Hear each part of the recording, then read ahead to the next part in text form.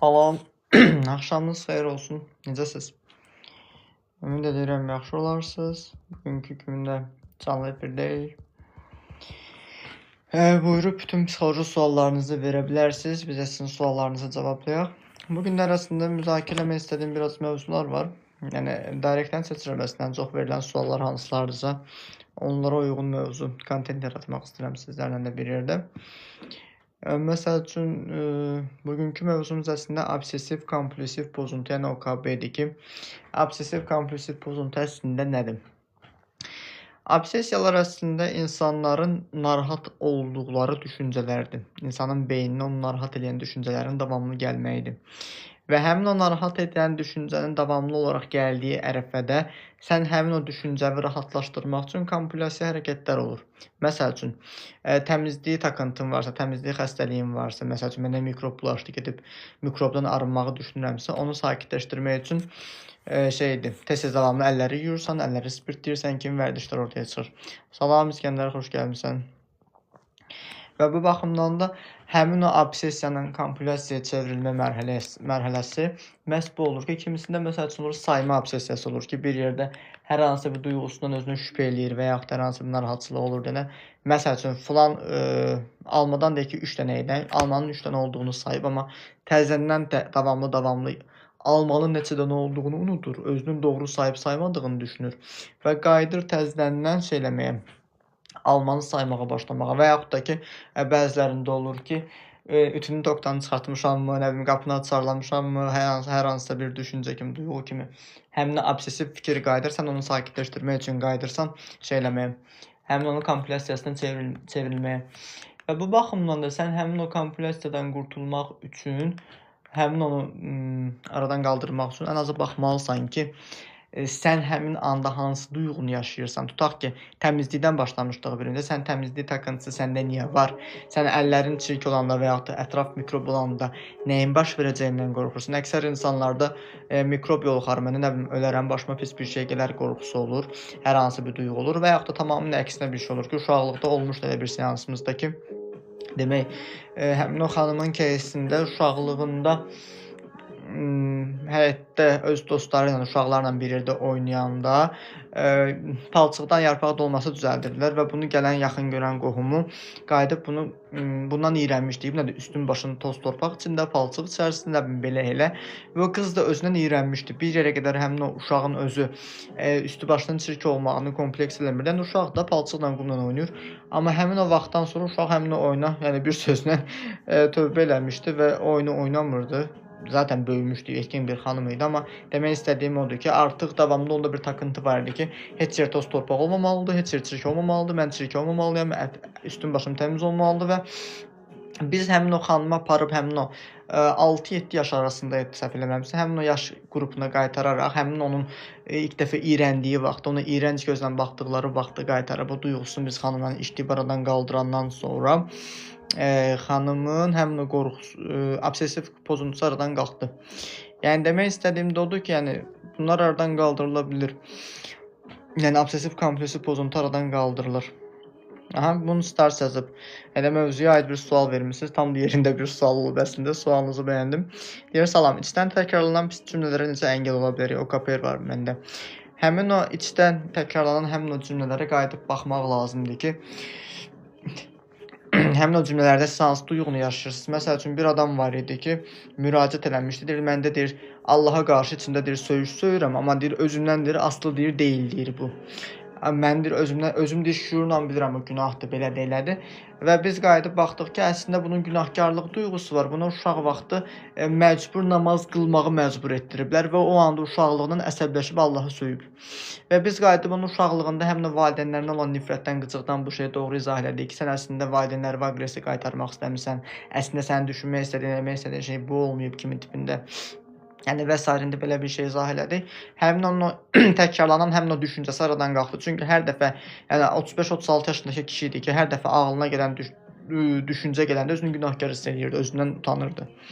Yəni sizin dediyiniz düşüncə də bilmirəm də nə kimi düşüncələr keçirirsiniz. Amma ki, onu aradan qaldırmaq üçün, yəni məhz olaraq bu terapiyadan istifadə edə bilərsiniz.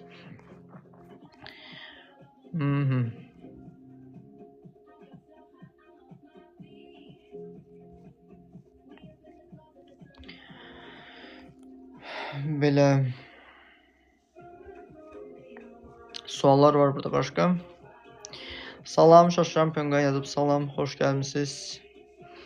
Travmanın bu olduğunu hansı texniklə tapdınız?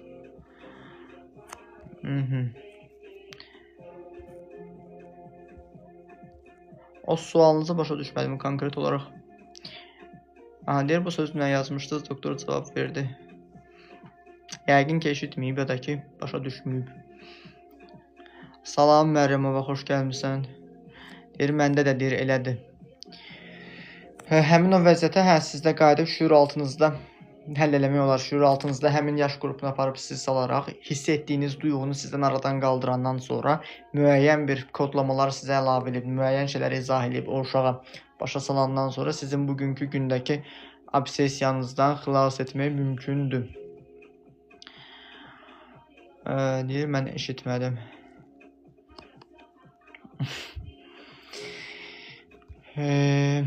Deyir, siqareti heç cürə tərk edə bilmirəm sizcə niyə? Çünki siqaretlə duyğu yaşayırsınız, hər hansı bir duyğu yaşayırsınız. Siqaret vərdişi ilkin olaraq təkrarlanan məqamı rahatlamaq hissi olur. Məsəl üçün, uşaqlıqda ana uşağına döş verir. Uşağın ağzında, damağında, ananın döşündə o aldığı duyğunu, rahatçılığı şey eləyir. Və yaxud da döş olmasın, soska əmziyi olsun ki, uşağı rahatlatmaq üçün, uşaq ağlayanda uşağı sakitləşdirmək üçün verirlər. Və həmin ərəfədə uşaq, nə bilim, ya ana döşündən və yaxud da əmzikdən aldığı rahatçılığı reptil beyninə mən narahat olanda məni bu cür sakitləşdirdilər informasiyasını qeyd edir. Və sən hər dəfə narahat olduğun təqdirdə mən fikir vermişsiniz, yoxsa yox, həmişə ev təmir edən ustalar narahat olduqları vaxtda bir dənə siqaret yandırıb qoyurlar damaqlarına. Çünki həmin ərəfədə qərarsız qalırlar, necə eləmək lazım olduqlarını durub fikirləşirlər və həmin ərəfədə də qayıdıb bunlar siqareti yandırıb damaqlarını qoyanda özlərini rahatlaşdırmağa çalışırlar.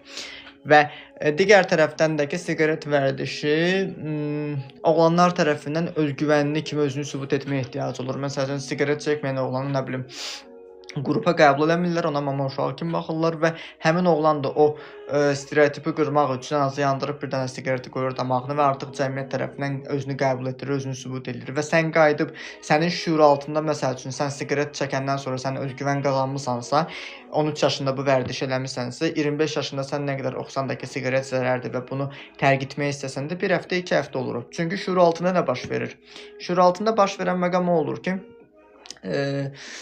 şuur altında, çünki sən siqaret çəkmədən özgüvən qazanmısansa, kritik faktoru və şuur altı var ki, kritik faktor şuurla şuur altının arasında olan bir filtr təbəqəsidir.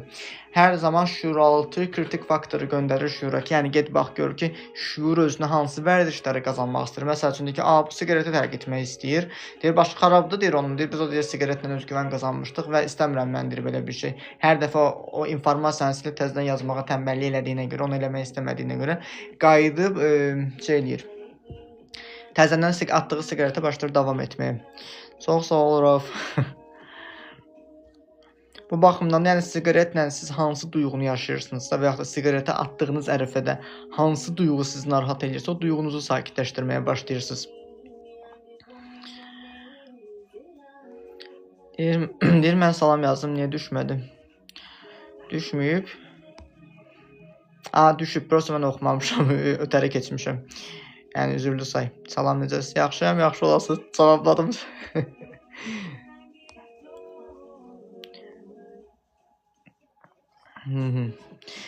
Mən Hüseyin aşıqıyım, deyir. Qorxu necə edək bizdən qurtarmır. Nədən qorxursunuz? Qorxunuz nədir? Qorxu burada en qədər o qədər qorxu sayıram sizə ki, o qorxuları eşidəndən sonra bəlkə qorxarsınız. Ona görə də yəni nə kimi qorxular yaşayırsınız? Çünki sən 40 yaşında ola bilərsən, 40 yaşında qadın ola bilərsən, 40 yaşında kişi ola bilərsən. Yəni burada cinsiyyətin düz ifadə eləməyə biraz yersiz səsləndi. Ancaq ki, mən cinsiyyətin yaşın fərqi yoxdur. Sən hər hansısa yaş qrupunda, yetkin yaş qrupunda sən hər hansı qorxu keçirdirsənsə, o qorxunu ilk dəfə yaşayan uşağın təşvişlə nə reaksiya verə bilmədiyi, özünü itirdiyi bir yaş qrupu var ki, o duyğunu keçirdirsən. Yəni sənin əslində bugünkü gündə yaşadığın qorxu, təşviş, narahatlıq əslində bir vaxtlar sənin ilk dəfə qorxunu yaşayanda ki, verdiyin reaksiya olur. Bir nəfəsə nə qədər danışdım. Nərmin deyir, salam, evlənməklə problem çəkirəm deyirlər, psixolojidir, psixoloqa keçsəm keçər. Evlənməklə problem yaşayırsınızsa, əvvəla sənə də salam Nərmin. Evliliyi qorxusu olur. Ya məsuliyyət götürməkdən qorxursunuz və yaxud da ki, hər hansı ya öz ailənizdə, ya ananızla, ya atanızla və yaxud da hər hansı qohumunuzda gördüyünüz toksik evliliyi canlandırmaqdan, yaşamaqdan qorxursunuz.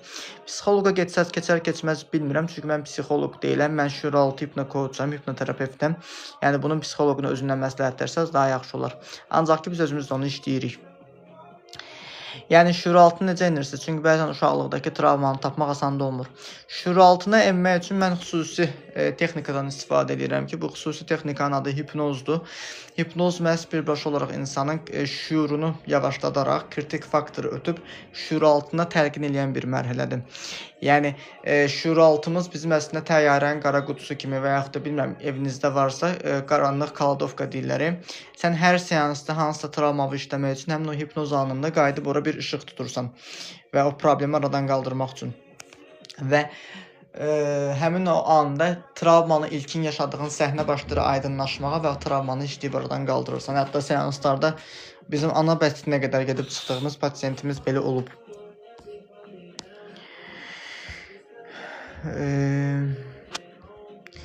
Rauf yazıb necəsən? Yaxşıyam Rauf, sağ ol, sən necəsən? Qorxudan necə qurtarmaq olar? Bayaq dediyim kimi, nə qorxu yaşayırsınız bilmirəm. O qorxunu müşahidə eləməyə lazımdır. Sizdəki hansı qorxunu keçirirsinizsə, öncə konsultasiya aparmaq lazımdır, diaqnostik müşahidə etməyə lazımdır sizi və daha sonra sizə hansı seansı təqdim eləməyə lazımdır, hansı seansı keçməyə lazımdırsa o haqda məlumat verilir. Boğazım qurudu. Aha. Deyir, nələr varmış. Hələ də deyir, enirsiniz mənim salamımı. Nədən enirsiniz mənim salamımı? Niyə öz salamımı dəyərsizləşdirirsən? Deyir, tək qalmaqdan.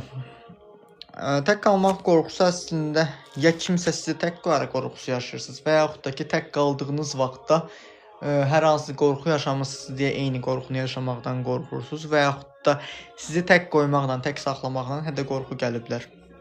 Yəni, istənilən halda mən tək olmaqdan niyə qorxmalıyam ki? Tək olanda qorxmaq bir yerdə insanın özünü qəbullana bilməməyindən, hər hansı problemlərdən qaynaqlanmış ola bilir ki, onun altında yatan səbəbi müşahidə edərək sizdən onu təmizləmək olar.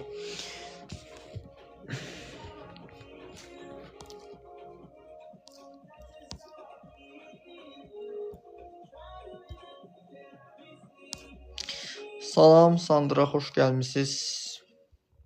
Yeni gələn hər kəs salamlayıram. Xoş gəlmisiniz hər biriniz. Buyurub söhbətimizdən söhbət ola bilərsiniz. Demək belə.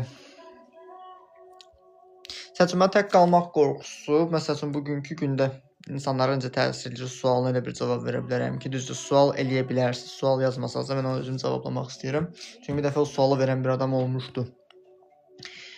Tək qalmaq qorxusu məsəl üçün sən tək qalanda əgər özünü günahkar hiss eləyirsənsə, olur elə. Ana məsəl üçün, ana ata uşağına acıqlanır ki, bir də mənə nə bilim qarşı gəlsən, bir də mən dediyimi eləməsən, səni nə bilim tək qoyacağam, ağlın başına gələcək, bla bla gic-gic şeylər yükləyirlər və uşaq artıq tək qalanda özünü günahlandırılmış və cəzalanmış hiss eləməyə başlayır və bu proses eyni ilə sənin ər-arvad münasibətində, sevgili münasibətində belə özünü göstərə bilir. Hər hansısa partnyorun səssizçiliyi və yaxud da səni tək qoyub çıxıb getməyə, səndən ayrılmaq səbəbi səni günahkar hiss etdirir ki, ayda bəlkə mən o insana qarşı səhv eləmişəm, bəlkə mən onun xətrinə dəymişəm, bəlkə mən onun istəmədiyi şey eləmişəm və artıq burada başlayır travmanın ilkin gəldiyi anın sənə verdiyi duyğunun bugünkü gündə təzahür forması. Ta ki sizdən həmin o anı qayıdıb o təmizlənmədiyi təqdirdə həmin o qorxunu təkrar yaşayırsınız, günahkarlığı təkrar münasibətlərdə yaşayırsınız.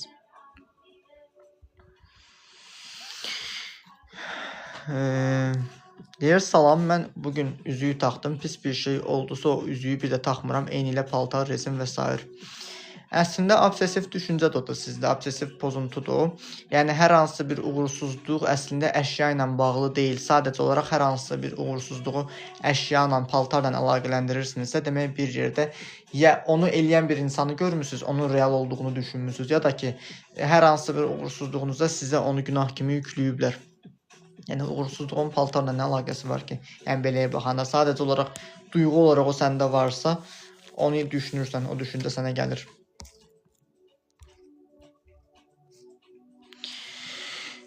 Deyir, faciəvi dərəcəyə gəlib çatmışdı. Bir ara deyir, sonra azaltmağa çalışdım, amma yenə var.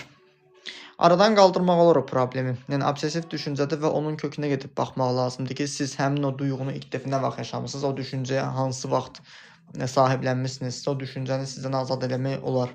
Çünki adam var ki, bayıra çıxmaqdan imtina eləyir ki, nə var tək səbir gətirib. Ki, tək səbir mənə düşmür deyir.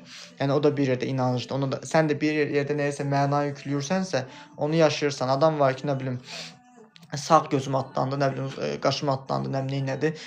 Onu da məna yükləməyə çalışır ki, onların hamısı da əslində biz məna yükləyirik və ona görə də yüklədiyimiz mənanın qarşılığını elə görürük. Amma ki, mənanı yükləyən də biz idik.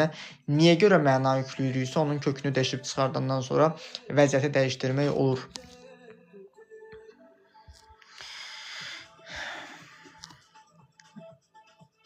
Deyir, doktor, bugün yenə çox yatmışam, sıxılma oldu. Aha.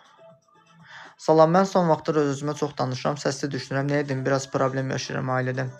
Elə ailənizdə sizi başa düşmürlər deyənə, sizin IQ səviyyənizdə, məntiqinizdəki olan insanlar deyirlər deyənə, öz-özünüzə danışaraq əslində, öz-özünə danışmaq əslində dəliliyi deyil. Sadəcə olaraq özündən ağıllı və yaxud da sənin eyni ağılda olub, səni anlayan bir insan yoxdur deyənə, özünə danışaraq, özünü sakitləşdirməyə çalışırsan ki, bu da əslində dediyimiz kimi ailədə problem, yaşadığınız problemlərdən qaynaqlanır.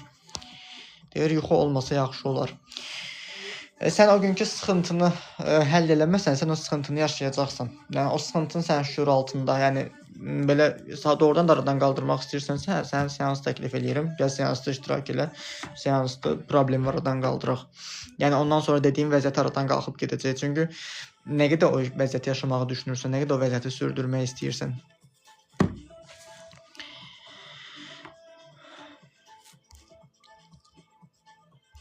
Deyir, valideynlərim boşanmaq istədiyi dönəmlərdə yaşayırdı mən çox. Ola bilər ki, bir yerdə valideynləriniz boşanmaq istəyinə, sən yaxşı uşaq olsaydın, sən hər hansısa filan şey eləməsəydin, atanla dava eləməzdim kimi bəlkə sizi günahlandırıblarmı bilmirəm, amma ağlıma indi ilkin versiya o gəldi. Həmin ərəfədə nə yaşamısınız bilmirəm, sadəcə bayaq misal çəkdim, yəni tam onu damğalamıram. O hadisədə keçirdiyiniz duyğuya baxmaq lazımdır ki, hansı duyğunu keçirdiniz, hansı vəziyyəti yaşamısınızsa, ailənizlə bağlı uşaq vaxtı onu doğru başa düşməmisiniz, ola bilər.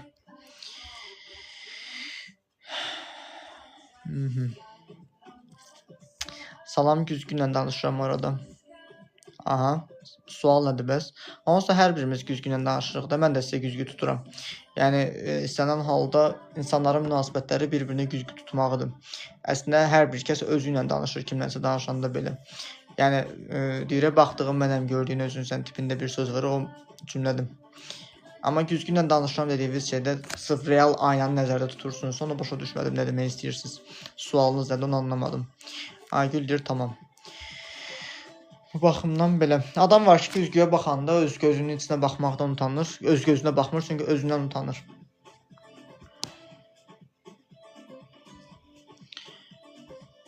Aha.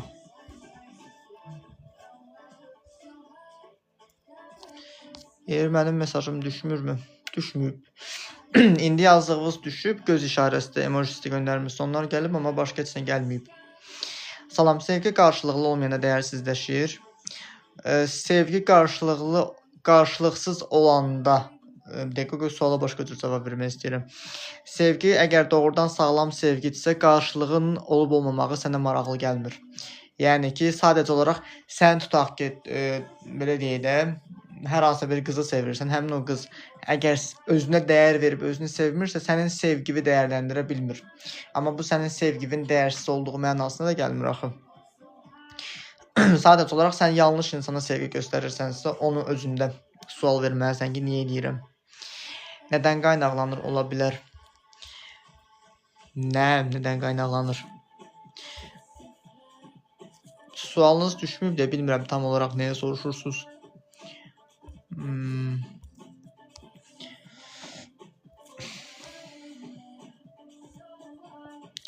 Çünki məsəl üçün, insanlar var ki, özlərini doğrudan da sevmədiklərinə görə qarşı tərəfin ona elədiyi yaxşılığı, qarşı tərəfin ona aldığı hədiyyəni, nə bilim, heç bir şey qəbul edə bilmirlər. Amma mən o şeydə dəyərsiz hiss eləməli deyiləm.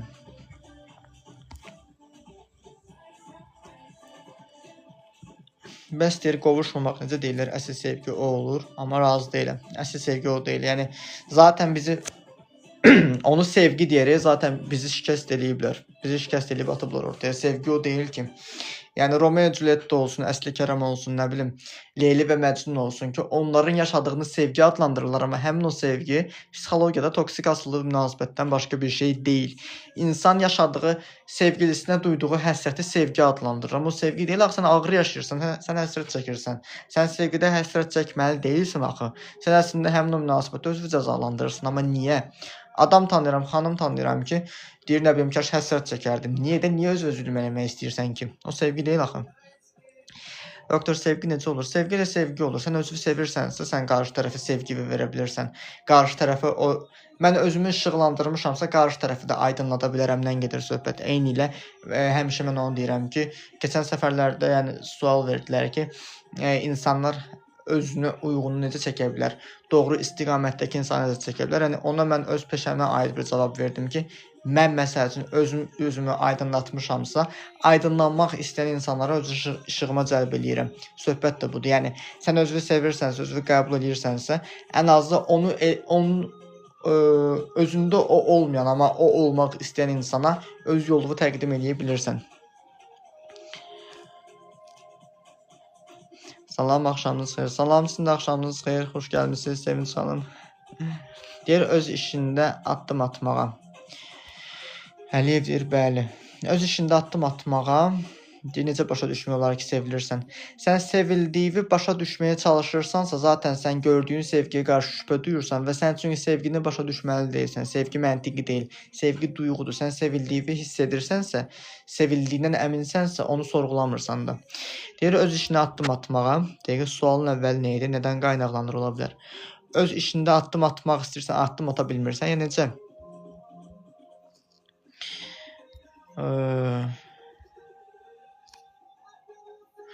Valideyn öz istədiyi qızı övladına məsləhət görürsə, övlad razı deyilsə, övlad nə etməli doktor? Övlad ancaq yəni öz istədiyini reallaşdırmalıdır. Valideyn öz istədiyi qızı övladına məsləhət görməyinin səbəbi əslində bir yerdə özünü tətmin eləməyə çalışır. Yəni valideyn oturur ki, mən deyir qocalıram, mən bu dünyadan keçib gedəcəyəm, mənə nəvə verməlisən, nəvə dünyaya gətirməlisən, mən nənə oldum, məni nənə baba eləməlisən. Niyə də niyə? Niyə? Niyə sən nənə baba olmaqdan ötürü mən öz həyatımı daldan dala qonmalıyam? Söhbət bundan gedir ki, yəni bir yerdə keçmiş nəsildən gələn bir duyğu bu olur ki, həmin o insanlar əslində özlərinin evliliyi qərarlarında özləri olmayıblar, azad olmayıblar. İndiki gəncliyin, indiki nəslin azad qərarlarını qısqanırlar. Ona görə özləri yönləndirməyə çalışırlar ki, mən də o şeyə tam isti baxmıram, baxmayacağım da, çünki sağlam bir şey deyil. Yəni onu sağlam kimi yeritməyə çalışırlar. Yəni mənə məsləhət gördüyün qız sən travmalısansa, özün bəyənmisənsə, mən niyə öz həyatımı puç eləməliyəm? Bu da o deməkdir ki, yəni anam demək məni evləndirirsə, mən yox, əslində özü evlənirəm o qızla. Söhbət də budur. Çarıq deyir, bəli. Öz işində addım atmaq istəyirsən, amma addım ata bilmirsənsə, uğursuz olursansa, hər hansısa bir duyğun var. Ya bacara bilmərəm qorxun var, ya da öz dəyərsizliyin var deyənə dəyər yarada bilmirsən. Yəni ona da mane olan duyğular var ki, adam var ki, uşaqlığında ona o qədər sən heç nə bacarmazsan deyə mənfi proqramlayıblar ki, uğur əldə edə bilmir. Deyir, sual bir türlü düşmür. Yazdığınız şeyini də başa düşdüm nə demək istəyirsiniz, təxmini anladım. Yəni cavabladım belə.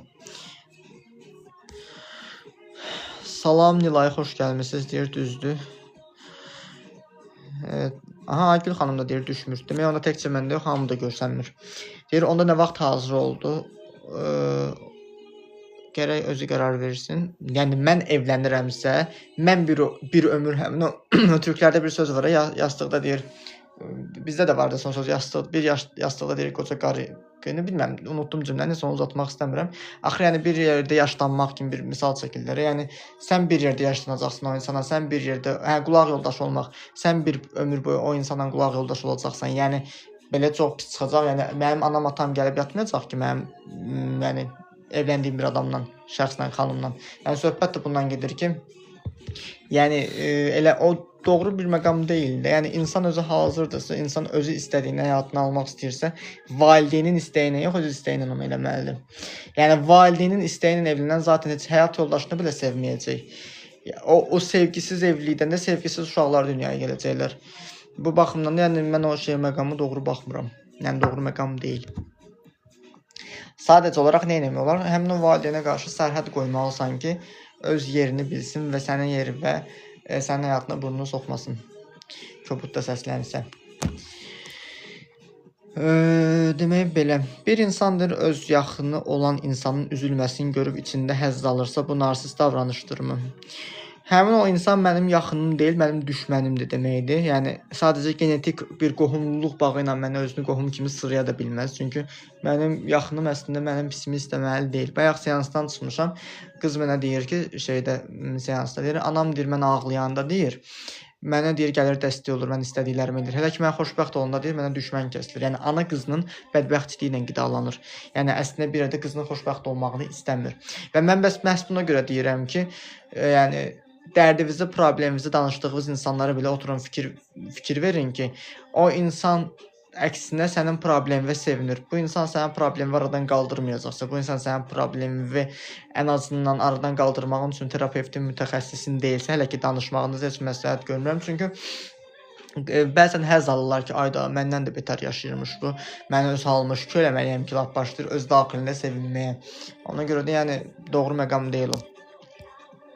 Yəni narsist ola bilərlər. Yəni sualınız oydu ki, narsist ola bilərlər.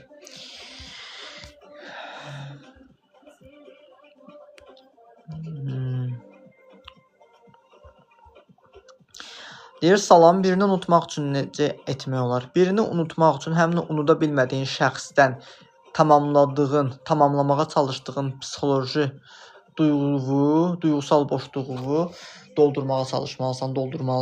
Yəni o deyir, ailədəki boşluqları heç bir insan doldura bilməz. Ailəvin açdığı boşluğu ancaq sən özün ailəvə qayıdaraq o problemi özündə həll eləməlisən. Çünki mən ailəmdə məsələn sevgisizlik travmasından böyümüşəmsə, duyğusundan böyümüşəmsə, həmin o qızın da mənə hər hansı xoş söz deməyə və yaxud hər hansı bir şey deməyə məni özünə bağlaya bilər və ondan ayrılandan sonra belə mən onu ona görə unuda bilmirəm ki, ondan yara bandı kimi istifadə edirdim. Demək artıq burada nədir? Mənim кейsimdə mənim problemim o olur ki, mən sevgisizlik problemindən əziyyət çəkirəm deməkdir. Ona görə qayıdıb mənim reqressiyamda sevgisizliyi ilk dəfə ailəmdən kimdən almışamsa onu həll eləməliyəm. Eynən də səndə də o cür olur, bu birisində də bu cür olur ki, məqamlar belə fərqlənir.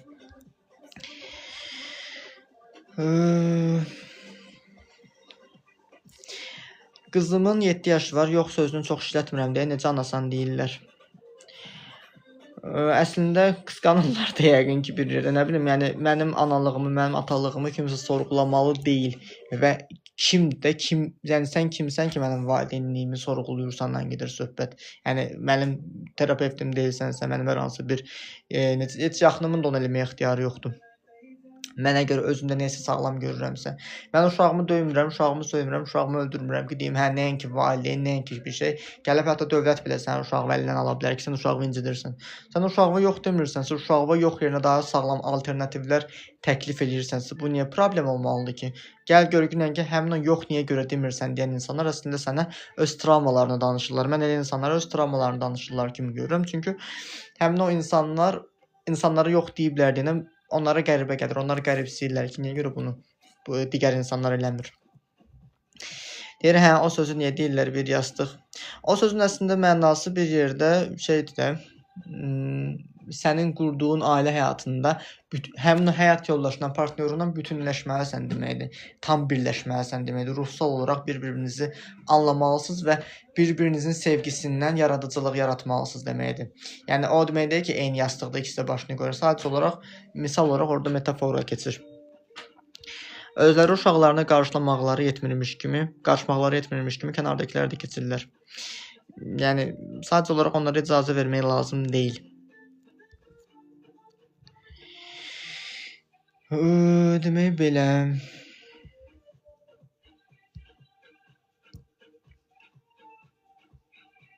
Deyir, əlimdəydi smalikə. Tamam. Deyir, kiçik bir şok yaşadım, bəsit bir şeyi düşünə bilməmiş olmaq. Çox sağ olun bu arada. Dəyməz. Sualınızı doğru cevapladımsa, yani zaten alabildimsə, ne mutlu bana.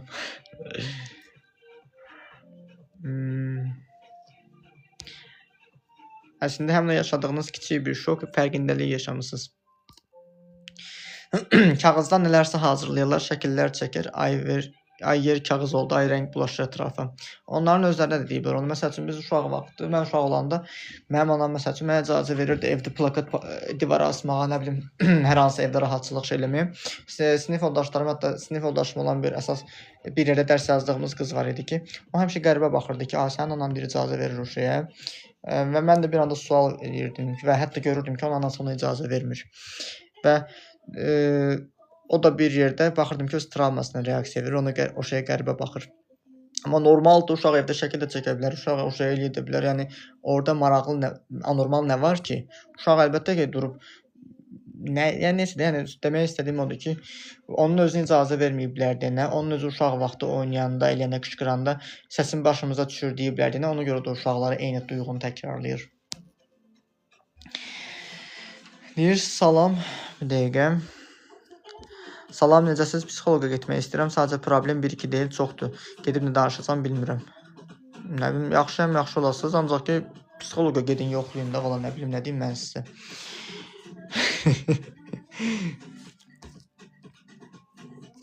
Deyir, bulaşsın, sevirəm. Onun aktiv olmasını görürəm ki, yaradır. Nələrinsə gələcəyin işıqdır. Məncə bugünkü gün etdikləri çox super, çox möhtəşəm düşünürsünüz. Ancaq ki, siz düşüncələrinizdə bunlara, mənə dediklərinizi onlara deməyə məcbur deyilsiniz. Çünki onlar sizi anlamayacaqlar. Talib Raul deyir, salam, hipnoz əsəb müalicə olunurmu? Salam, Talib Raul, bəli, müalicə olunur. Çarıq deyir, elə o fərqindəliyə görə şok yaşadım.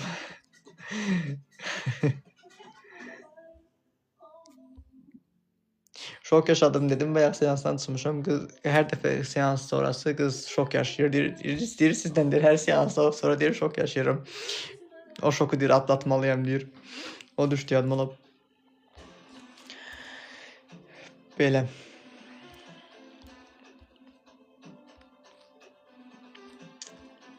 Ümumiyyətlə uşaqlara qarşı çox anormal yanaşmalar çox olur cəmiyyətdə.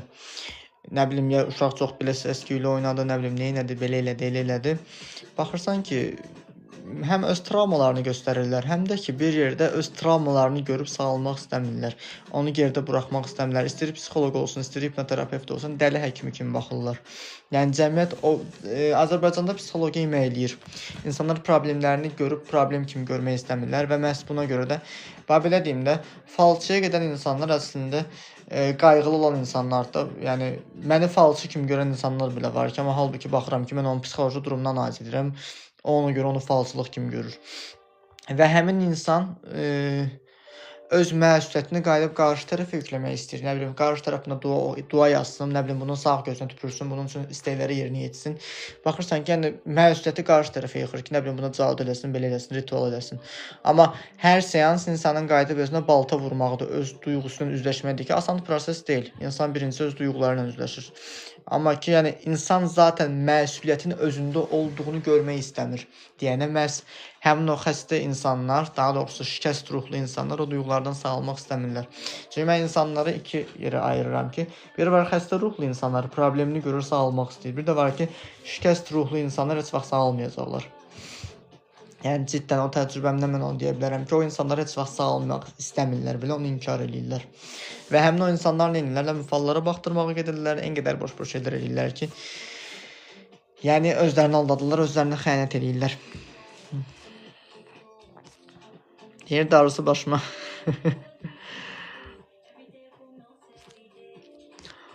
Deyir, sakit də olsa deyəcəklər laqabətə, psixoloqa falan apar. Ümumiyyətlə, yəni, nə bilim, neysə. Deyir, yəni, məndədir bu, həmin insanın, deyir, hamı ilə arasını vururam, onu, deyir, dəli olduğunu deyirəm. Sadəcə öz çıxarımı düşünürəm. Tam anlamadım. Ondan əvvəl nə yazmışdınız siz? Yazmışdınız ki, bir insan öz yaxını olan insanın üzülməsini görüb içində həzz alırsa, bu narsist davranışıdırmı? Aha, sonraki sual nə idi? Yəni məndədir bu, həmin insan hamının arasını vururam. Əslində bir yerdə həmin insanlara qarşı sizin nifrət hissiniz var, yəni intiqam almağa ehtiyac duyursan, amma ki o nifrətə sərf etdiyin enerji belə sənin özünə xəyanət eləməyindir. Yəni anlamalısan ki, düşmənin belə sağlam deyil. Söhbət odur.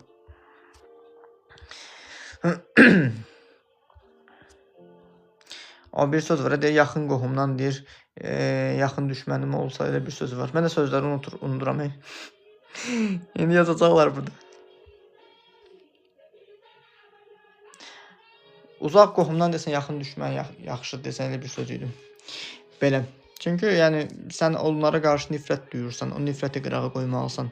Həmin o insana sən nifrətlə cavab verməklə ancaq özünü dayı edib sürüklürsən. Yəni təsəvvür elə ki, mən sənə nifrət eləyirəm. Sən rahatçılıqla başını qoyub səhərə qədər yatırsan, amma mən gecə səhərə qədər yuxuma haram qatıb özümü zəhərləyirəm. Niyə mən bunu özümə eləyirəm axı? Niyə görə mən enerjimi sənə sərf eləyirəmdən gedir söhbət? Və sən mənə niyə hansı duyğumu, hansı qıcığımı xatırladırsan? Və artıq orada suallar başlayır haçalanmağa və qayıdıb həmin o haçalardan bir-bir girib problemi kökdən çözməyə lazımdır.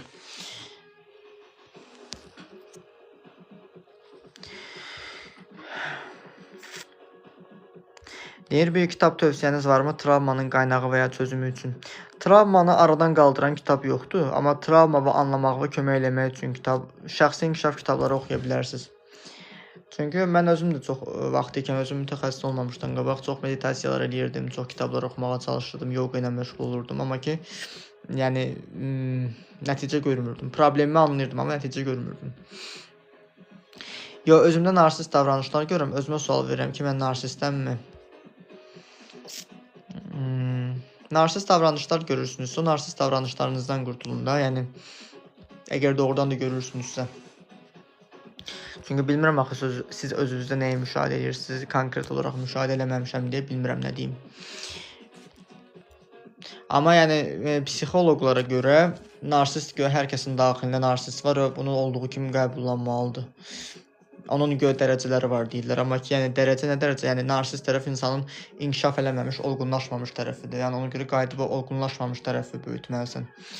Bəzən heç nəyə qayna olmuram, heç nəyi bəyənmirəm. Bu narsistlikdirmi?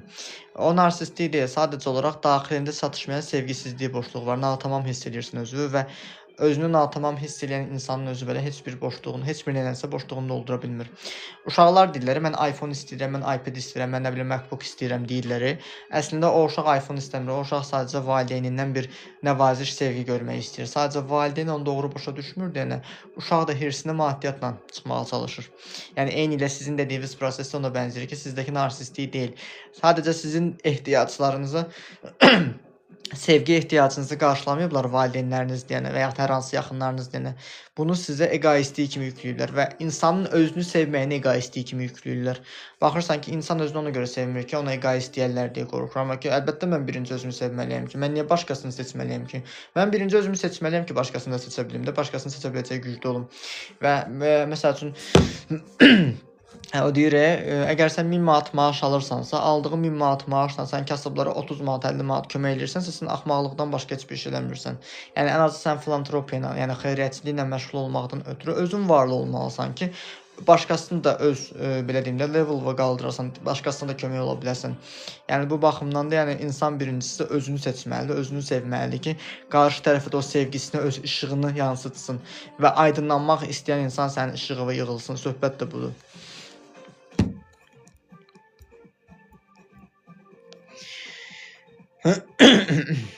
Çünki özünü sevməyi insanlar bəzən başqa cür başa düşürlər. Mən getdim filan kafedə oturdum. Ay qız, ay uşaq, bilirsən bura bahalı yer idi. Getdim filan yerdə oturdum, belə elədim, nə bilim, filan mağazadan, filan butikdən geyinirəm mən, nə bilim, getdim üzümə botoks elətdirdim, belə elətdirdim. Özümü sevirəm ki, eləyirəm. Ay qız, gedib belə botoks elətdirdim. Amma özünü sevmək deyil axı o. O özünü sevmək deyil axı. Sən sadəcə özünü sevmədiyi və onu örtbasdır eləməyə çalışırsan. Yəni sən nə qədər maddiyyatla əldə etdiyin bir şeylə xoşbəxt ola bilərsən axı. Həmin o şey adiləşəcək də. Yəni bir zarafata sən birinci dəfə güldüyün kimi gülmürsənsə davamında, yəni heç bir şey sənə, heç bir maddiyyat səni davamlı olaraq eyni dərəcədə xoşbəxt eləyə bilməz. Yəni xoşbəxtlik insanın sadəcə olaraq öz daxilindədir. İnsan nəyi görmək istəyirsə onu görür. Estetik eləyən insan zaten özünü çirkin hesab edir və özünə estetik eləsə belə yenə gedib başqa bir qüsur tapacaq özündə. Çünki onun gözləri, onun duyğuları, onun daxili qüsur axtarır. Söhbət budur. Yəni sən get nə qədər özünü nə bilim üzvü dartdır, lap nə bilim belə elə.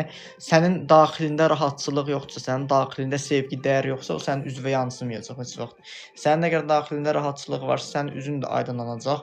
Qarşı tərəfə də o aydınlığı ötürəcəksən. Yəni elə mən özümdən misal götürürəm. Mən özüm burada oturub nifrətlə otursaydım, qaşqabaqla otursaydım, mənə kim baxar, mənə kim sual verir, mənim seansıma kim gələr? Söhbət budur.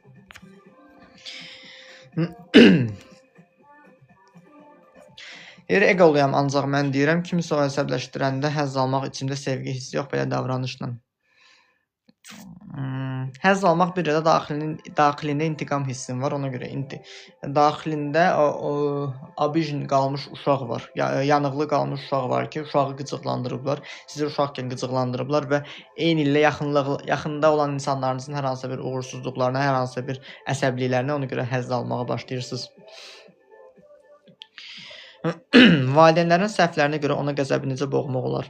Qəzəbi boğmaq yox, qəzəbi çıxardıb valideynlərin səhvlərini qəbullanmaq lazımdır. Mən həmişə valideynlərinə nifrət edən insanlara dediyim məqam odur ki, valideynlərinin nəticəsində sən dünyaya gəlmirsən. Yəni yerdən göbələyə kimi, leyləklər səni gətirməyib, göbələyə kimi çıxmamısan. Və onları inkar eləmək sənə şəxsiyyət olaraq, qadın olaraq, kişi olaraq özünü inkar eləməyindir. Və bu baxımdan da valideynlərin travmasından sağalaraq sən onları sevməyə məcbur deyilsən, onları sevmirsən də. Sadəcə onları anormal görürsən, onları səhv görürsənsə, onları da bunlar da belədir də deyərək qəbullanmalısan. Yəni bugünkü gündə mən əgər öz səhvimi aradan qaldıra bilirəmsə, bugünkü gündə sən valideynin övladı olaraq öz inkişafı yolunda bu sualı mənə verirsənsə, valideynin də özünə bu sualı verə bilərdiyini anlamalısan. Valideynin də özünü xilas edə bilərdiyini anlamalısan. Və onu anlamaqla yetinməyib, şuur altında mental olaraq hansı anda valideyni və qəzəb hiss eləmisənsə, valideynin səhvinə görə ondan utanmısansa, ondan iyrənmisənsə, nifrət etmisənsə, o duyğunu ancaq valideyni və paralelində qaytarmalısan, arınmalısan. Mən belə edən anam olub, uşaqlıqdan mənə pis olub, həmişə indi anamı heç cür sevə bilmirəm. Ananı sevməyə dediyim kimi, bayaq dediyim kimi məcbur deyilsən, amma anavın da sənə niyə görə onu elə elədiyini anlasan, o duyğudan əgər arındırsan özünü, başa düşəcəksən ki, valideynin də həmin travmanın qurbanıdır. Sadəcə valideyninlə sənin arandakı yeganə fərqi olur ki, valideynin düşdüyü qəfəsin içində olduğunun fərqində deyil, amma sən o qəfəsin içində olduğunun fərqindəsən və o qəfəsdən çıxmaq istəyirsən demək olur o. Yəni belə deyək də, sanki zəhərli bir qaz buraxıblar. Zəhərli qazdan həmin o valideynlər yatırlar, ayılmaq istəmirlər. Amma biz ayılmaq istəyirik. Sən ayılmaq istəyirsəndən gedir o söhbət. Üzülən an ağlamaq normaldır. Üzülən an ağlamaq normaldır da, amma məni ağladan sən deyir qımışdıran, sən ağladanı tapacam. Məni ağladan səbəbi qayıdıb tapmalıyam ki, məni nə ağladır? Çünki ağlamağın kökündə bir yerdə çarəsizlik, yazıqlıq dayanır, kövrəklik dayanır ki, səni nə kövrəldir? Yəni ağlamaq duyğusal boşalmadır ki, bir yerdən sonra sən rahatlaşırsan, amma ağlamaq sağalmaq deyil axı. Ağladan səbəblərə baxmalısan ki, nədir? Amma ağlamaq normaldır. Yəni ağlamağı özünə padlo görən insanlar belə var. Ağlamaqdan utanırlar. Nə var? Uşaq vaxtı oğlan uşağı ağlamaz, kişilər ağlamaz deyirlər və ona görə də həmin o kişi atıb qəlbinə, həmin o ağrını atıb qəlbinə, ürəyinə başlayıb yığılmaq o duyğular və 40 yaşında gizli infarkt keçirtməyə başlayır. Yəni Azərbaycan kişilərinin, ümumiyyətlə bir çox kişilərin tez ölməyinin, yəni tez sağlamlıqlarının sıradan çıxmağının səbəbi məhz ürəklərinə ağır emosiya yığmaqlardır ki, ağlamağa özlərinə icazə vermirlər. Yəni bir dəfə mən bu açıqlamanı verdim. Bir xanım girdi yazdı ki, siz deyir, oturub ağlayırsınız. Deyirəm ki, yəni indi oturub ağlamıram, amma yəni ağladığım vaxtlar olub, onu niyə inkar etməliyəm ki? Ağlamaq zəiflik deyil, axı əksinə ağlamaqdan qorxmaq zəiflikdir ki, qarşı tərəfdən zəif kimi görünməkdən qorxursan, gedir söhbət. Aha. Deyir, yəni məndəki bu dediklərimdə narsist deyiləm ki, bilmək istədim.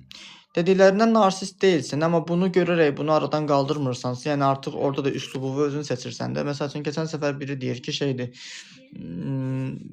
münasibətdə olduğum bir adam var, hər dəfə yazışanda mənə deyir ki, sən travmalısan. Bilmirəm, indi həmin adam efirdədir, yoxsa yox. Deyir ki, mən deyir, travmalıyam, ona görə belə edirəm. Yəni, mən travmalıyam da, mən niyə sağaltmıram bəs travmamı? Yəni, axmağam mən, söhbət ondan gedir. Yəni, mən problemi görüb, mən problemi niyə aradan qaldırmaq istəmirəm, niyə görə hazır deyiləm, mənfəətim nədir? Həmin o insanların mənfəətləri özlərinin travmalarını göstərir, özlərini acındırmaq ehtiyacı olur. Bilirsən necədir? Mən bu gündən qalmışam. Yəni ondan zövq alırlar insanlar. Deyir çox sağ olun. Dəyməz. Deyir valideynimi sevirəm, onun səhvi mənə çox çətinlik yaratdı deyə əsəbim keçmir. Əsəbi necə yox eləyim? Həmin valideynin səhvi olduğunu, valideynin cinayət törətsə, valideyni aparacaqlar türməyə, səni aparmayacaqlar. Onu dərindən dərk eləməlisən ki, hər kəs öz etdiyi yanlışda doğruda öz cavabdehdir. Onu dərindən başa düşməlisən və belə də dərindən əsəbi idarə edə bilmirsənsə, yəni bu əsəbi idarə etməkdə, əsəbi qəzəbi dərindən yox etməkdə mən sənə kömək eləyə bilərəm. Deyir cəmiyyətdə rağmen doğruları deyir. Seçmək, Aygün xanım gülür orada. Doğruları seçmək hər insan bacarmır. Bacarmaq istəmirlər ki. Yəni istənilən halda bir çox əvvəlki tanıdığım insanlar var ki, mən onlarla ünsiyyəti minimuma endirmişəm. Çünki mənə baxanda güzgüyə baxırlar. Mənə baxanda onları ağlamaq tutur. Mənə baxanda onlar əsəbləşirlər çünki öz travmalarını görürlər. Yəni bir yerdə duyğu dəyişilir. Sən sağalandan sonra ətrafında olan anormal insanlarla belə sənin ünsiyyətin azalır. Enerji xətti dəyişilir. Yəni elə bil ki, onlar narkomandırlar. Sən narkotikdən sağalıb təzə narkoman qrupunda qala bilməzsən axı. Söhbət də budur. Yəni hər insan doğruları seçməyi ona görə istəmir. Yəni hər insanın travması insanın özünü aldatmasıdır. Sən hər travmadan sağalıb doğrularla üzləşdikcə öz qaranlıq, özünü aldatdığın yuxudan özünü ayıldırsan.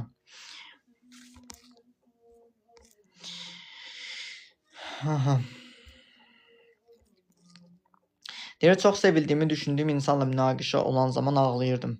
Çox sevdiyimi düşündüyüm insanlarla münaqişə olan zaman ağlayırdım. O insan səni başa düşmədiyinə görə özünə yazığın gəlirdi ki, mən özümü ifadə edə bilmirəm deyə özünə yazıqlığın oradan qaynaqlanır. Amma özünə sual verməlisən ki, məni başa düşməyən insana qarşı mən hələ də nəyi izah edirəm? Burada fikirləri sual verirsən, mən burada sizin sualınızı cavablandırmaq üçün mən burada sizdən dava eləmirəm ki, sizi söymürəm ki. Yəni siz mənə sual verirsiniz, mən sizin sualınızı cavablayıram və deyirsiniz ki, hə düz deyirsiniz, bu belədir. Yəni sən burada özünü mənə sübut eləməyə çalışmırsan. Səni anlayan insan zaten sənin dediyin bir şey, yəni sənin bir baxışından, sənin bir o qıvrımından səni tuta bilir. Söhbət odur.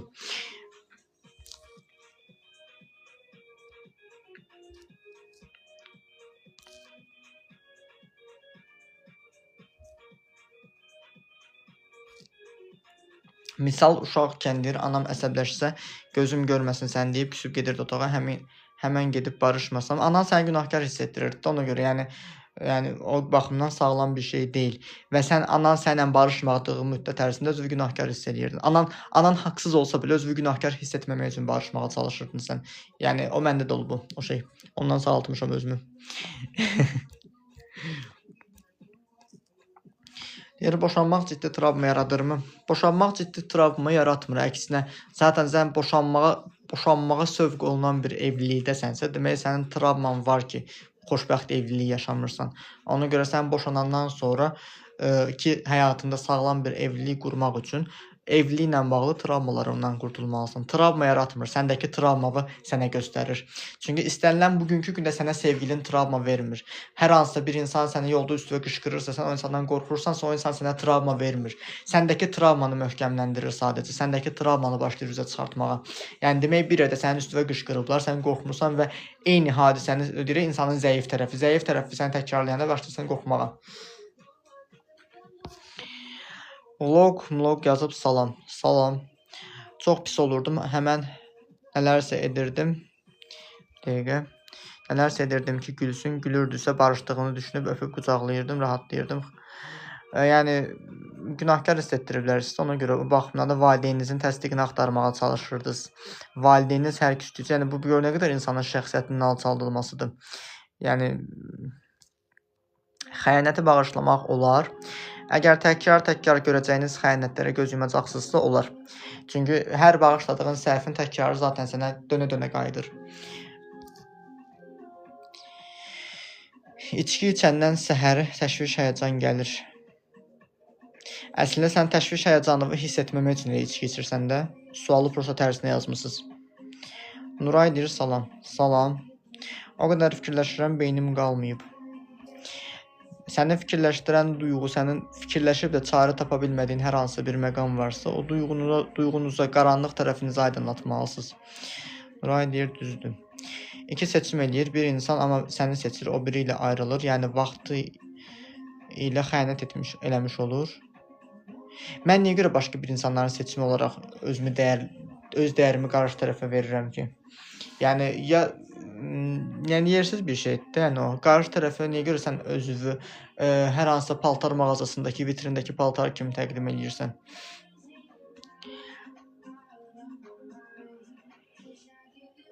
Yəni istənilən halda sağlam bir şey deyildi o. Dina deyir, travma yaşadığım insanı sevirəm. Necə qurtulum? Yəni birini silmək üçün nə edim? Travma yaşadığın insanı sevmək əslində öz qatili və aşiq olmağındır ki, eyni ağrını səni təkrardan yaşatmağını istəyirsən. O baxımından da qayıdıb baxmalısan. O xanım deyir də, bayaq anamla dava eləyəndə o ilə barışmağa çalışırdım ki, özümü günahkar hiss eləməyim. Eyni ilə siz də bir yerdə həmin o vəziyyətə məruz qalmısınız deyənə öz qatilinizə aşiq olmağa çalışmısınız. Yəni Stockholm sindromu gedir o.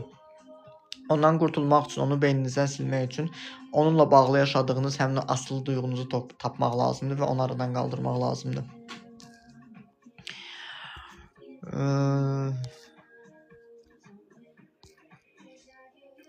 Deyir, sual çox, amma yuxu aparır məni. Belə.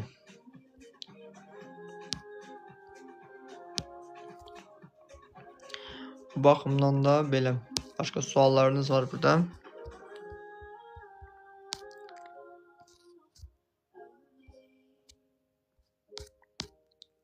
...29 yaşım var. Bir neçə ildir ki, anlayıram ki, bu mənim problemim ya da günahım deyil.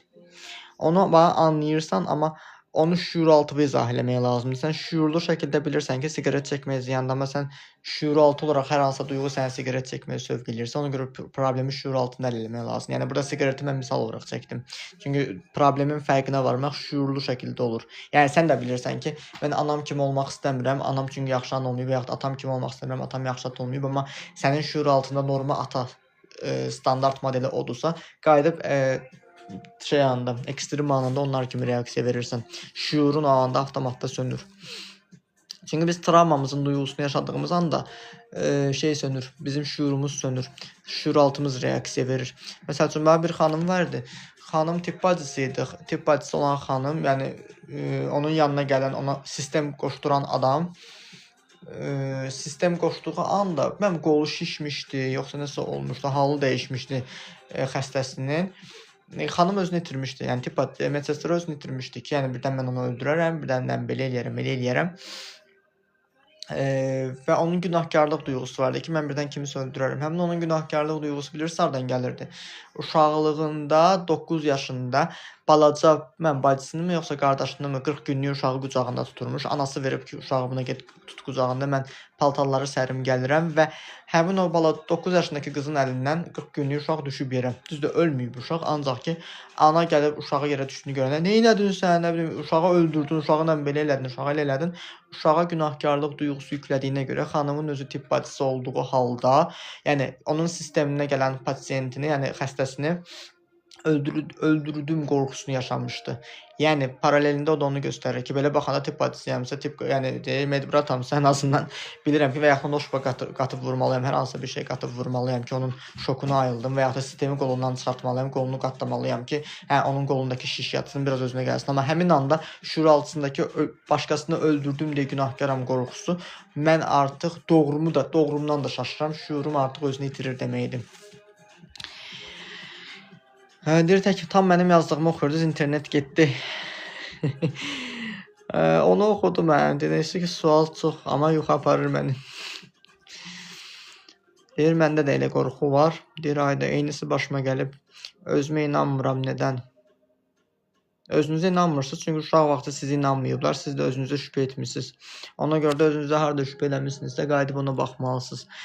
Məsəl üçün, səhifədə son paylaşdığımız video var ki, İnsanların mənə güvənməyindən bir adam sual vermişdi ki, kimsə mənə deyir güvənəndə deyir qorxuram. Yəni adam özünə güvənmir deyənə qarşı tərəfin də güvənini sarsar deyə qorxur. Problem odur. Yəni mən ən azı qarşı tərəfə insanlara güvənməkdən ötürü, mənə güvənmələrindən ötürü, mənə güvəndikləri anlarında mən qorxmamağım üçün mən özümü güvənməliyəm.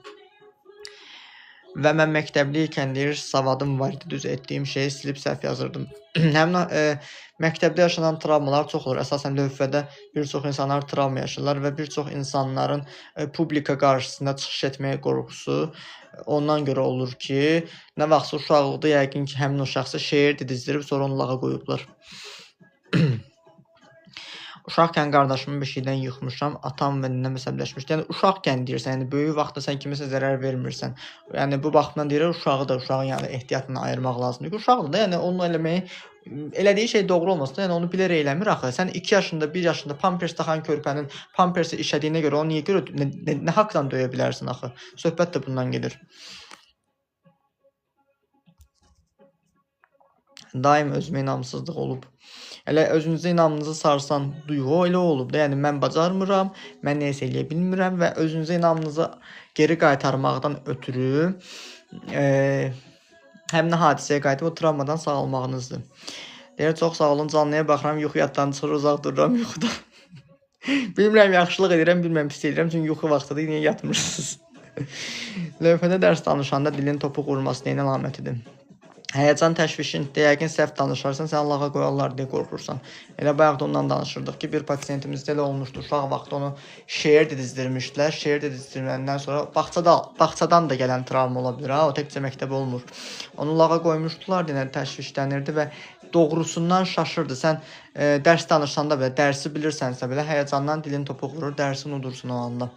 Yəni bu da həyəcan təşvişin özgüvən probleminə qədər gətirib çıxartdığı sosial narahatçılıq duyğusudur, qorxusudur. Yaxşılıq edirsiniz. Deyə canlını bəyənin, nə qədər yatın, necə faydalanırıq, çox sağ olun. Dəyməz, Allah xoşunuz olsun deyir. Bunun üçün nə etmək lazımdır? Bunun üçün əgər sizdə qorxu varsa, həmin o qorxunuzu yaşadığınız ana qayıdaraq, həmin o uşaqdan, həmin o həyəcan təşvişi təmizləmək lazımdır. Yəni istənilən halda bir peşəkar yardım almalısınız. Deyir, gündüz çox yatıram. Əslində gecə yatmırsan deyə gündüz çox yatırsan, gecə yuxu və yaxud da bax, sən gecə gec yatıb gündüz səhər tez dursan, sənin bədənini belə öyrəşdirə bilərsən. Tez yatıb tez durmağa.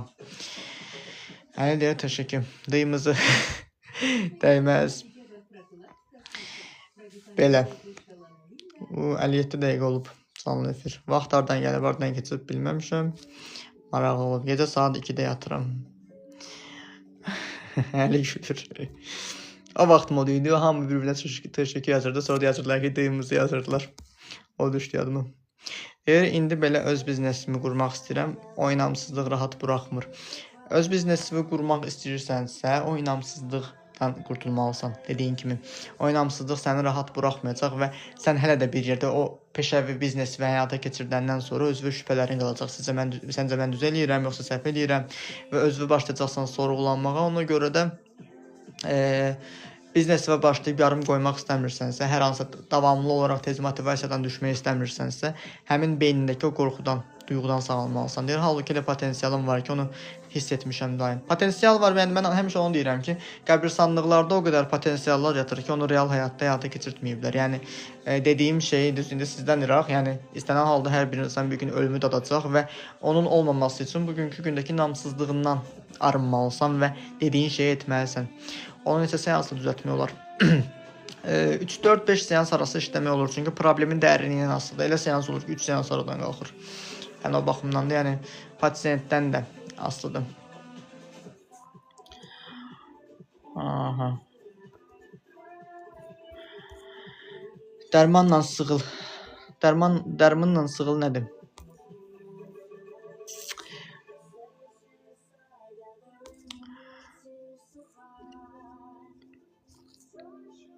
Çünki ümumiyyətlə istənilən halda seanslarda mənə görə tam dəqiq garanti vermirəm. Sağaldacağıma garanti verirəm. Neçə seansa olacağını ona görə tam dəqiq demirəm ki, tutaq ki, sənin özgüvən problemin var. Özgüvən probleminin altında tamam başqa bir hadisə çıxır və həmin hadisədə sənin başqa duyğuların olur. Bax, xanım mənə müraciət eləmişdi ki, deyir, məni heç kim başa düşmür, heç kim məni anlamır. İnsanlara söz deyəndə deyir, bir daşa deyirəm, divara deyirəm, heç kim deyir, mənə inanmır. Xanımın travmasını mən tamam başqa cür başa düşürdüm, amma biz xanımla hipnoz seansları elədik. Yəni reqressiyasına qaydanda xanımın uşaqlıqda aldığı təcavüz duyğusu var ki, xanım anası inanmayıb. O Kəmalim yapmaz tipində. Düzdür, ögey atası olmayıb təcavüz edən. Sadəcə olaraq başqa bir adam eləyib, anası ona inanmayıb orada. İnanmamağı seçib, nə bilim sən düz fikirləşməmisən, səndən belə eləməmisən. Qızını inamını sarsıb və ona görə də qız artıq mənə heç kim inanmır. Qız özünü şübhə eləyib, özgüvəni aşağı olub. Yəni mən doğru olduğum anda belə mənə doğru olmaya bilərəm şübhəsini yaşayıb. Yəni paralelində qıza mənə müraciət səbəbi oldu ki, heç kim məni anlamır, hə? Altından çıxan səbəb təcavüz travmasıdır. Təcavüzdəki günahkarlıq, iyrənclik, ayrı-ayrı duyğular olur. O baxımdan da sizin inamsızlığınızın altında yatan səbəb nədir bilmirəm. Çünki bu icebergin görünən tərəfi də, amma icebergin görünməyən tərəfi də var ki, yəni konsultasiya vaxtı belə bir çox pasiyentlər həmişə inkar eləyirlər ki, yox elə şey yaşamamışam mən, belə şey yaşamamışam mən, amma seansda özü qayıdıb görəndə ki, yəni nələr yaşayır və özü vahimələnir ki, ayda mən nələrin görməmişəm, nələrin fərqinə varmamışam tipində şeylər ortaya çıxır. Bu baxımdan da yəni təxmini olaraq mən öz peşəkarlığıma güvənərək ona şey deyirəm. 3-4 seans arası deyirəm. Dərmanla sağılır. Dərmanla sağılır nə deməkdir? Nə sağaldırsınız dərmanla? Dərmanla sağalır yazırsam, nəyə sağaltdığınız yazmırsınız axı? Belə.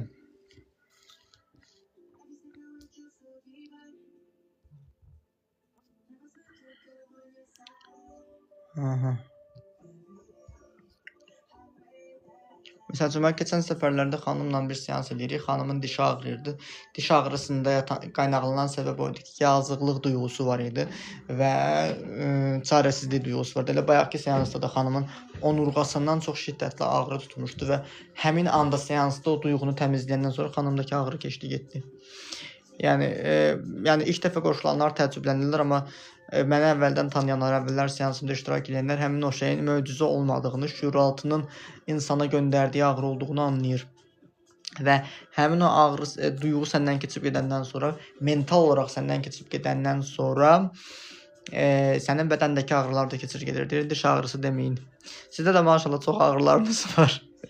Amma sağalmağa gəlmirsiniz. Deyəcək, indi oradan çağırır məni. Belə. Aha. Neyini bağlayaq efiri? Danışmağa söhbətə tapmadım da. Nəsə maraqlı bir şey də yazan yoxdur. Adam da 4 nəfərdir. Canlı efir düşdü aşağıya. Necə gəlim? Onlayn qoşula bilərsiniz də. Uşaqlar arasındakı davanı fərq qoymadan necə həll edə bilərəm? Uşaqlar arasındakı davanı fərq qoymadan ancaq ikisinə də orta yol tapmalısınız. İkisinə də ən azından ikisini də günahlandırmamalısınız və ikisini də barışdırmalısınız bir yerdə. Çünki tutaq ki, sənin oğlun sənin qızını vurubsa, sən qayıdıb oğlunun üstünə qışqırırsansa, oğluva günahkarlıq duyğusu yüklürsən, qızıva da qurban proqramı yüklürsən. Oğlun davamlı hər kəsə şiddət göstərir, qızın da davamlı hər kəsdən şiddət görür. Yəni bu qurban proqramı ona yüklənmiş olur. Bu baxımdan da qayıdıb onlara doğru şeyi izah eləmək lazım. Yəni mən o şeyi misal çəkəndə insanlar deyirlər ki, insanları heyvanlarla ayırd eləməyin deyirlər, amma ki istənilən halda it belə balasını, yəni mövzu söhbətdən sizlərdən iraq, it belə balasını şey eləyir, dalaşan balasını ağzı ilə götürür, ayırır. Yəni söhbət budur. Yəni insanlar prosta onu qəbullanmırlar ki, deyir, heyvanlara qədər olmuruğu qəbullanmır, amma onun heyvana insana dəxli yoxdur. Yəni təbiətin qanunudur. Yəni sən o balaca uşağı niyə görə üstünə qışqırırsan ki? Çünki istənilən halda valideynlər belə uşaqlarını bir-birindən düşmən belə eləyə bilirlər. Bir-birindən belə deyək də, dost belə eləyə bilirlər, yoldaş belə eləyə bilirlər, sağlam münasibət qurdurmağa sövq belə eləyə bilirlər. Bilirəm siz əslində demək istəyirsiniz, yəni əslində sizin dediyiniz şey siz günahlandırmırsınız, amma siz onu belə eləyəndə sizə qəribə baxırlar, siz yəni müdaxilə eləməyə çalışırlar demək istəyirsiniz bəlkə də, amma ki, yəni orta yol tapan sənsən, analıq hissi, analıq duyğusunu yaşayan sənsən və uşağınızın ikisinə də səhvlərini orta yol tapmalısınız. Onlar hansı nəyə görə dava eləyiblər? Dava elədikləri səbəb nədirsə, onları neytrallaşdırmalısınız. Deyir, qoşula bilmirəm, utanıram.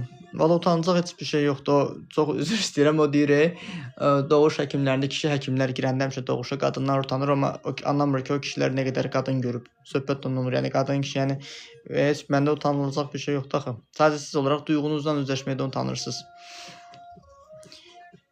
Deyir, heç biri üzülməsin deyə söhbət edirəm.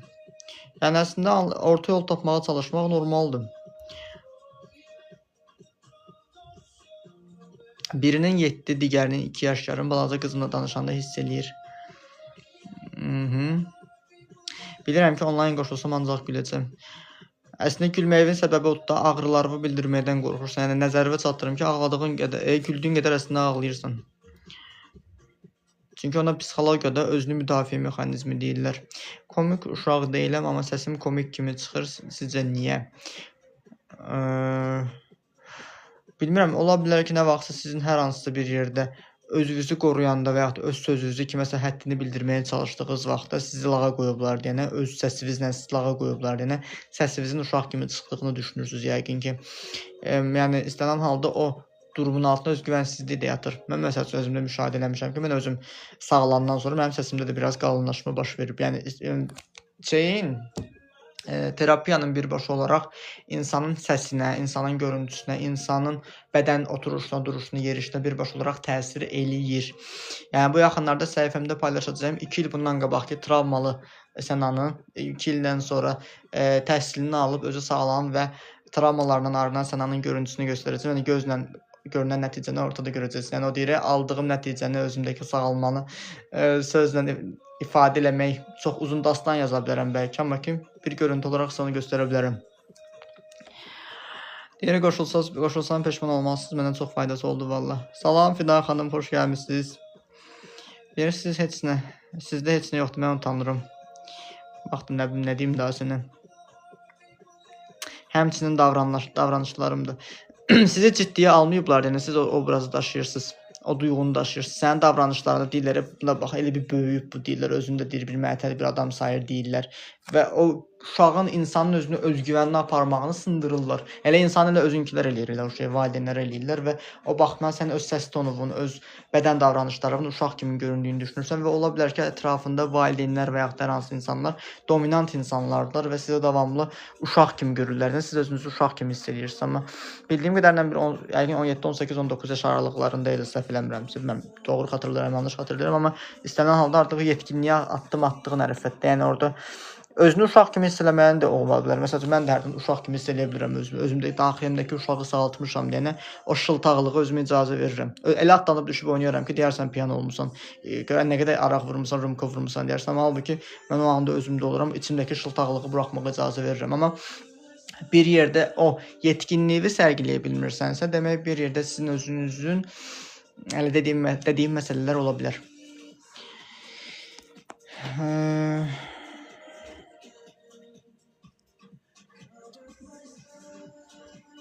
Deyir, mən özümlə danışıram, öydəkilərə deyirlər, özünə danışma. Aha, bəs sualınız nə dəyişən bəy? İnşallah bir gün. İnşallah bir gün oxudum, bir da bir qəribə gəldi. Mən elə bir ki, heç olmayacaq, mümkünsüz kimi bir şey kimi dediniz onu. İntizara saltınız. Deyir, salam, xoş gördük Sənan bəy. Xoş gördük, mən də sizi Fidan xanım, xoş gəlmişsiniz canlı efirimizə.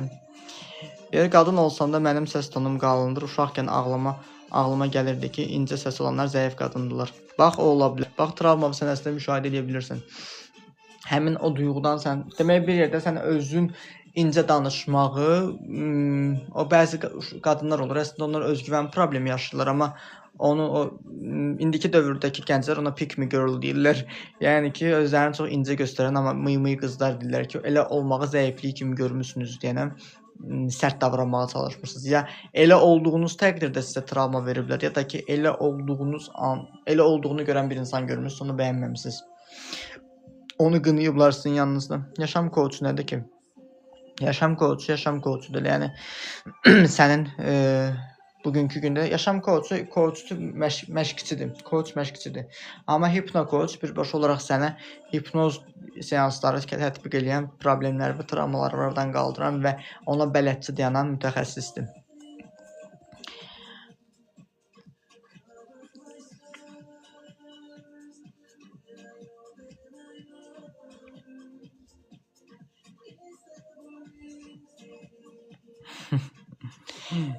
Deyir, salam, hansı sahədə daha uğurlu olacağımızı necə bilmək olar? Hansı sahədə daha uğurlu olacağımızı bilməkdən ötürü kimlərinsə bizim üçün, sənin üçün ən yaxşısı budur deyərək bizi yönləndirməyini, icazəni verməyə dayandırmalıyıq.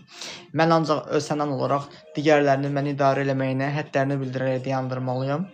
Özüm öz iplərimi əlimə almalıyam və özüm öz ruhumun missiyasını dərk etmək üçün öz ruhuma fokuslanmalıyam və həmin o ruhunuza fokuslanandan sonra sizi inandırım ki, ruhunuz sizə əslində hansı sahədə, hansı sahənin peşəkarısınızsa, onu sizə birbaşa olaraq şeydir, göstərir.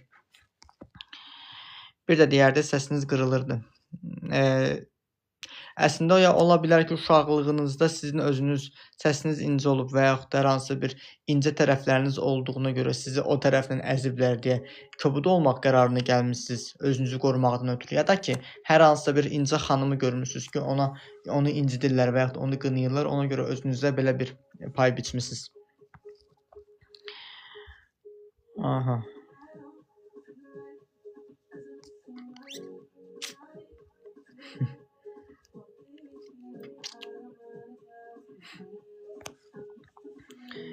Belə.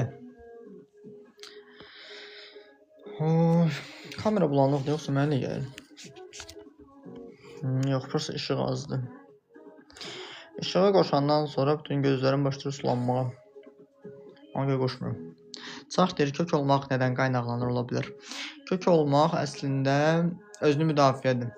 Özünə hər hansı bir şeydə müdafiə eləməyə çalışırsan. İstənilən halda keçmişdə xanımlarda ən çox olur ki, təcavüzə məruz olan və yaxud da istismar kimi yaşayan qadınlarda ən çox çanaq nahiyələri, nə bilim, bud nahiyələri daha çox piyələnmə baş verir ki, o da bir yerdə bədənin özünü o mexanizmdə qorumağa çalışmasıdır. Və həmin o qorumağa çalışmaq belə də ola bilər ki, təsəvvür et, sənə uşaqlıqda travma verirlər, sənə böyüklər incidirlər, sən uşaq vaxtı deyirsən, qoy mən böyüyüm, qoy mən güclü olum, gör səndən necə intiqam alacağam, səndən baş oynatacağam deyirsən və uşaqkən sən özünə verdiyin sözü unudursan və qayıdırsan, böyüyürsən və şüur altında həmin o informasiya var və mən böyüyəndə səndən qisasımı alacağam dediyin sözü beyin əslində fiziki böyüməklə nəzərə alır və başlayır səni şişirtməyə, obezitəyə qədər gətirib çıxartmağa. Və sən özünü nədən müdafiə eləməyə çalışırsansa, hansı müdafiədirsə ona baxmalısan. Onu aradan qaldırmalısın. Özünüzü nədən müdafiə edirsiniz? Zəifliyiniz nədir? Çünki əksər hər kəsə şamil eləmək olmaz, amma əksər idmana gedib əzələ yığan xanımlar, bəylər, əsasında bəylərin özləri özgüvən qazanmaq üçün özlərini eləyir. Amma elə arıq adam var ki, deyir, bir söz var, deyir, elə arıq adam var ki, adamı deyir, sökür yığır, deyir, qol gücü baxımından. Və onun özü təkcə fitness salona getməklə deyil, yəni bir yerdə çox özgüvənsizliyini gizlətməyə çalışır. Kimisində kök bədən olur, kimisində də şey deyir, fiziki olaraq əzələ kütləsini artırmağa çalışır. Yəni təbii ki, o hər əksər insanlardan hamısında da deyil. Məsəl üçün, keçən səfər biri yazmışdı ki, elə onun da adı Sənan idi, səhv etmirəmsə, yazmışdı ki, sosial fobiya yaşayıram, insanlar gələndə çəkinirəm, nəsə narahatçılıq var idi, deyirdi. Amma deyirdi ki, özüm deyir, idmançıyım, idmanla məşğul olmuşum. Yəni, idmanla məşğul olmağına baxmayaraq, əslində özünü qol gücü ilə qoruya bilərə baxmayaraqdan şüur altında sosial narahatçılıq var və o duyğusu olduğuna görə özünü qol gücü ilə müdafiə edə bilər belə unudur.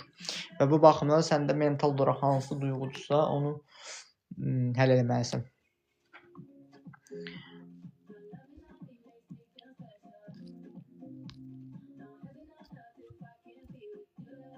Qızım sevinərkən hoppanır, özünə xas şıltaqlıq edir. Anam deyir, dəli hərəkət eləmə. Demişəm, o elə sevinir.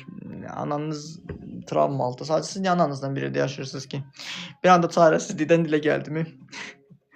Yəni, uşaq əlbəttə atlanıb düşməlidir. Bir də balaca uşağın böyük kimi, professor kimi davranmağını gözləyirlər. Balaca uşağın hər şeyi bilməyini gözləyirlər. Uşaq da necə bilə bilər axı o? Gəl gör ki, heç onu gözləyən insan heç bilir. Hər ağsaqqal, hər ağ bir şey benim ağıllıdır. Yox. Axmaqlar da yaşlanır da. Söhbət də bundan gedir.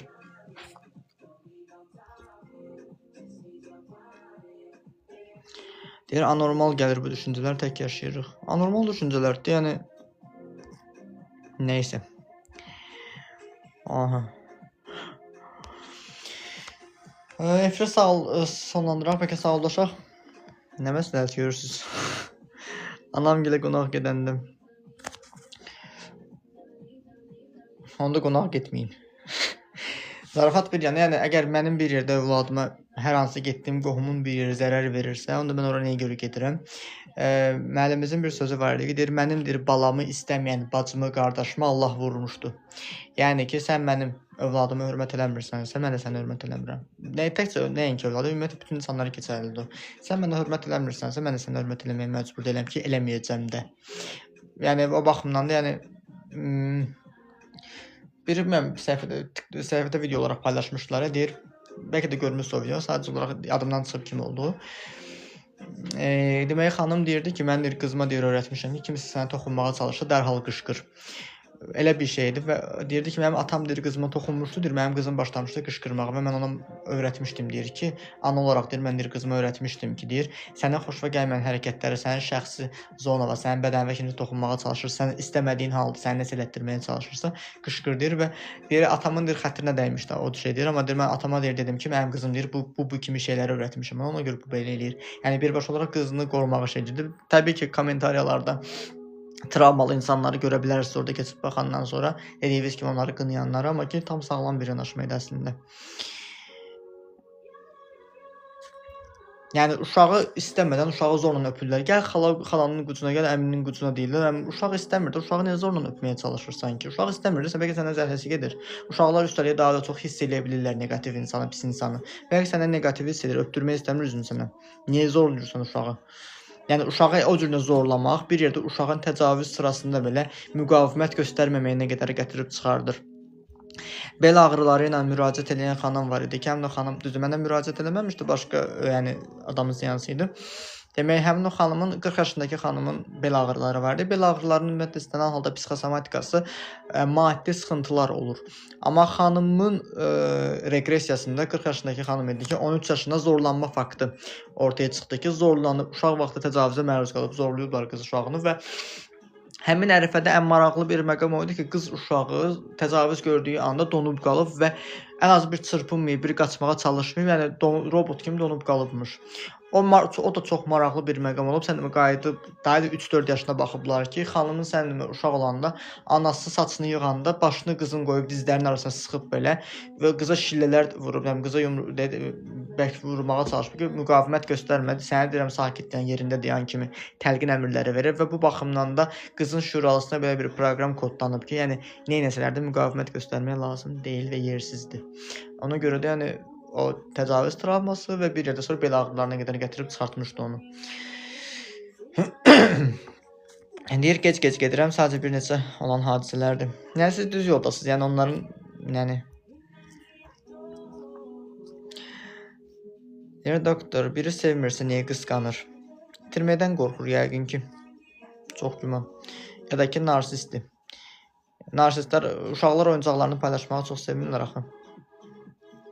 Düz onda səbəbləri var, amma yəni narsist zaten uşaq psixologiyası olduğuna görə, yəni çox olur. Xanımından boşanır və xanımını başqa bir kişinin evlənməyinə qısqanır. Amma halbuki onu sevmir.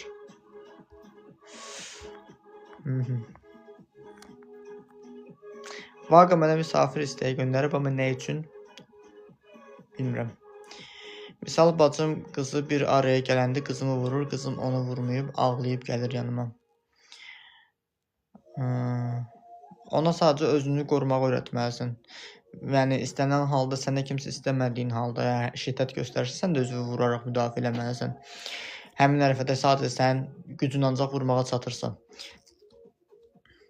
Deyirəm, qorxma qarşılığı verir, bacım da bu halda küstü məndən. Elə bacımızın da o uşaqla heç bir fərqi yoxdur. O da eyni uşağın reaksiyasını verir. Yəni, sənin uşağın mənim uşağımı vurur, mən niyə onda səndən küsmürəm? Söhbət budur. Yəni, küsməyim də yersizdir axı. Artıq kim olur olsun, küsmələrinə pis olmuram. Vaqa deyir, bir söz soruşacaqdım. Sözünüzü buraya yazıb soruşa bilərsiniz. Efret kimi qoşmaq istəmirəm çünki. Sevmirsə necə itirmək qorxusu olur? Sevmirsə itirmək qorxusu vərdiş olur da, vərdişini itirməkdən qorxur. Keçən səfər misal çəkmişdim, mən qələmi yaxşı yazır, qələmi öyrəşmişim. Söhbət də o demək deyil ki, mən qələmi sevirəm, qələmdən eşq yaşayıram. Övladlarım var, onların sağlamlıqlarından önəmli heç nə yoxdur. Əlbəttə ki, ay sağ olun, mən də onu deyirəm, vur özünü qoru. Yəni ona vur özünü qoruna ancaq həmin anlarda öyrətmək lazımdır. Yəni demirsən ki, get vur yığ özünü Tarzan kimi təqdim elə. Yəni istənilən halda zorakılıq anında özünü qorumaqla çıxa bilirsənsə vəziyyətin içərisindən, ona görə onu da eləməlisən. Demir, çox sağ olun. Dəyməz.